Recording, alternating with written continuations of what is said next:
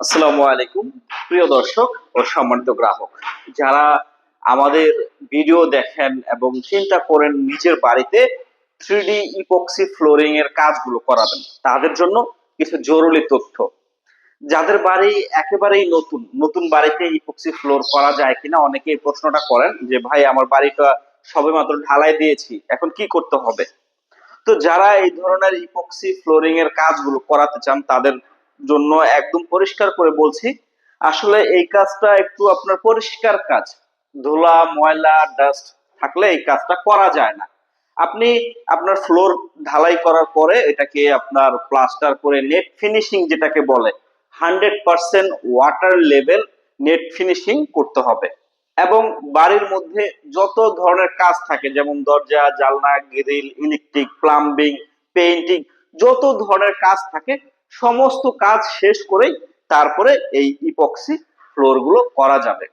আর যাদের বাড়িতে পুরাতন টাইলস করা আছে তাদের তো পুরাতন টাইলসের উপরেই কাজ করা যাবে। যাদের বাড়িতে পুরাতন মোজাইক করা আছে সেই পুরাতন মোজাইকের উপরে এই ধরনের ইপক্সি ফ্লোরিং এর কাজগুলো করা যাবে। তো আসলে এই বাড়িটাতে নেট ফিনিশিং করা ছিল, সেখানে ওয়াটার লেভেলের কিছু কমতি ছিল, তারপরে আমরা যতটুকু পেরেছি এটাকে রিপেয়ার করে এই কাজটা এখানে করে দিয়েছি। আপনারা আমাদের পেজটা ফলো করলে দেখবেন এই যখন কাজ শুরু করার আগে এই বাড়ির অবস্থা কেমন ছিল আর এখন কাজ করার পরে এই বাড়ির ফ্লোরের লুকটা কেমন হয়েছে। তো আপনি যদি কাজ করাতে চান এই খুঁটিনাটি বিষয়গুলো আপনাকে জানতে হবে এবং বুঝতে হবে, তারপরে কিন্তু আপনি সঠিক সিদ্ধান্ত নিতে পারবেন। আমার কথা হচ্ছে আপনি না জেনে কখনো ভুল সিদ্ধান্ত নেবেন না। আপনি একটা জিনিস সম্পর্কে ভালো করে জানবেন বুঝবেন, তারপরে সিদ্ধান্ত নেবেন যে আসলে আপনার বাড়িতে এই কাজগুলো করাবেন কিনা। আমরা এখানে যে রুমগুলোতে 3D ইপক্সি ফ্লোরিং করেছি প্রত্যেকটা রুমের মধ্যে আপনারা সারফেসটা যতটুকু আমরা লেভেল করা যায় আমরা ঠিক সেভাবেই লেভেল করে দিয়েছি। আর যারা ওয়ালপেপার লাগাতে চান এই রুমের মধ্যে দেখুন এখানে দেয়ালের মধ্যে ওয়ালপেপার লাগানো আছে। অনেকে আমাকে ফোন করে জিজ্ঞেস করে যে ভাই আপনাদের এই ওয়ালপেপার কি প্লাস্টার ছাড়া লাগানো যায় কিনা, ইটের উপরে লাগানো যায় কিনা। আমি স্পষ্ট করে বলছি এই ধরনের আধুনিক 3D ওয়ালপেপার লাগানোর জন্য আপনাকে দেয়াল প্লাস্টার করতে হবে, প্লাস্টার ভালোভাবে শুকানোর পরে সেটার উপরে ড্যাম সিলার করতে হবে যেন ওয়ালটা সহজে ড্যাম না আসে। কারণ আমাদের এই ওয়ালপেপার ম্যাটেরিয়ালসটা হচ্ছে সিল্ক ক্লথ ফ্যাব্রিক্স ম্যাটেরিয়াল। এটা আপনার প্লাস্টারের উপরে লেগে থাকে, যদি আপনার প্লাস্টার ড্যামেজ হয় তাহলে এটা থাকবে না, উঠে যাবে। প্লাস্টার যদি ভালো থাকে শুকনা থাকে এই আধুনিক 3D ওয়ালপেপার গুলো 25 থেকে 30 বছর নিশ্চিন্তে ব্যবহার করতে পারবেন। তো আরেকটা কথা বলে দেই, অনেকে দাম নিয়ে দুশ্চিন্তায় থাকেন আসলে এরকম একটা রুমে কত টাকা খরচ যায়।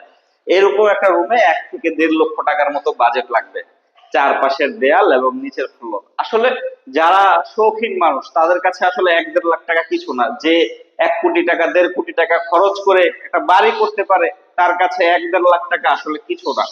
তো যারা আসলে খুব কষ্ট করে বাড়ি করে তারা তো আর এই ধরনের কাজগুলো করাবে না। যাদের শখ আছে তারাই শখ মেটাবে। তো আমার কথাগুলো কেউ কষ্ট পাবেন না, আমি আপনাকে কিছু কথা অনেক সময় বলি, অনেকে ফোন করে আমার সাথে বিরক্ত হন যে ভাই আপনি এইভাবে কথা বলতেছেন কেন। ভাই আমি আপনার জন্য অনলাইনে ভিডিও করেছি, শত শত ভিডিও করেছি, যতটুকু সম্ভব সঠিক এবং সত্য তথ্য দিয়ে রেখেছি। আপনি সেখান থেকে জানবেন বুঝবেন, তারপরে আমাকে ফোন দিবেন। অযথা একটা ভিডিও দেখেই ফোন দিয়ে আপনি আমাকে বিরক্ত করার কোনো প্রয়োজন নাই। আপনি 10টা ভিডিও দেখেন ভালো করে বুঝেন, তারপরে সিদ্ধান্ত নেন, আমার সাথে কথা বলেন। তো যারা এই ধরনের কাজগুলো করাতে চাচ্ছেন আমাদের অফিস হচ্ছে ঢাকা কুড়িল বিশ্ব রোড কুড়িল ফ্লাইওভারের এখানে।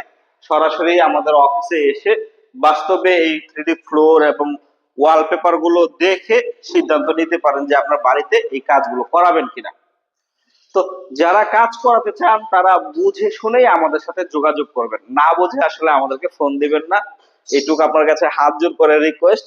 তো যারা কাজ করাতে চাচ্ছেন তাদের জন্য এই কথাগুলো বললাম। আর যারা আসলে কাজ করাবেন না তারা তো আসলে করাবে না, তাদের হাজার কথা বললেও লাভ হবে না। তো আপনি সবকিছু ভালোভাবে নিজের মতো করে রিয়েলাইজেশন করে বুঝে তারপরে আমাদেরকে ফোন দিবেন। বাংলাদেশের যে কোনো জেলায় আপনার বাড়ি হোক সেখানে গিয়ে কিন্তু আমরা আপনার জন্য এই ধরনের কাজগুলো করে দিতে পারবো। তো তো সম্মানিত গ্রাহক ও প্রিয় ভিউয়ার্স, আজ এ পর্যন্তই। ভালো থাকবেন, সুস্থ থাকবেন, সর্বোপরি নিজের যত্ন নেবেন। আল্লাহ হাফেজ।